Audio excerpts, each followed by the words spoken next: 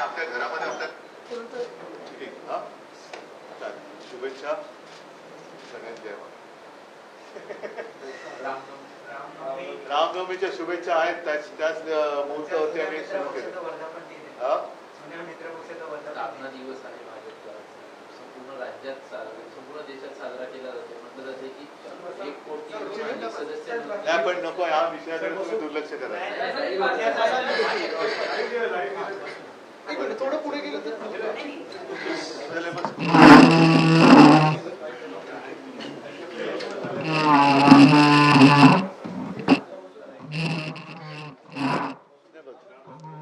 आपलं बसा नाही हा काय म्हणताय कोणाचा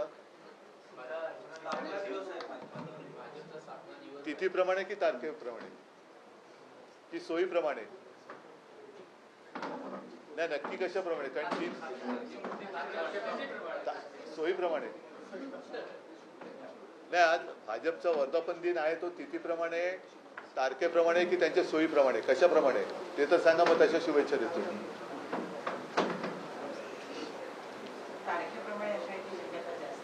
तुम्हालाच माहिती नाही कशाप्रमाणे पण मग नक्की माहिती नसताना शुभेच्छा कसल्या द्यायच्या. नाही माझ्या शुभेच्छा मित्रपक्षांना काय सगळ्यांनाच असतात. फक्त जर का रामनवमी हा तुमच्या पक्षाचा जन्मदिवसच असेल तर जसे प्रभू रामचंद्र वागले होते तसे वागण्याचा प्रयत्न करा या एवढ्याच माझ्या त्यांना शुभेच्छा आहेत.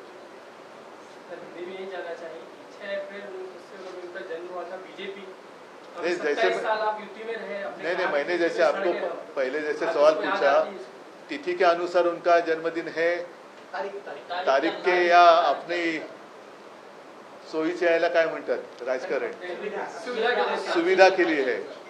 अगर कुछ भी हो लेकिन आज रामनवमी का अवसर देखकर उन्होंने वो अगर जन्मदिन मनाते होंगे तो मेरी शुभकामना यही है कि जैसे प्रभु रामचंद्र उनका जो एक चारित्र था उनका जो एक बर्ताव था राम राज्य की बात करते हैं तो उनके कदमों पर कदम डाल के आगे चले.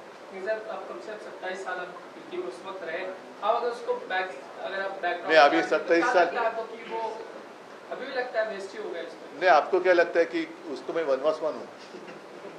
सर महाविकास आघाडीची सत्ता जर पुन्हा परत आली असती तर देवेंद्र फडणवीस आणि मला अडकवून आणि बर्फाच्या लादीवर टीव्ही देऊन मारण्याचा प्लॅन होता असा आरोप एसएनसी पुढे बोला. संशोधन बिल को लेकर कांग्रेस हो या टीएमके उन्होंने संशोधन बिल को लेकर कांग्रेस हो या टीएमके उन्होंने कोर्ट में जाने की बात कही है. आपके पार्टी का स्टैंड क्या है सर? नहीं हमें जो स्टैंड लेना था हमने ले लिया है. अब नहीं हम कोर्ट में नहीं जाएंगे. कोर्ट में कांग्रेस और कोई जा रहे तो जाने दो.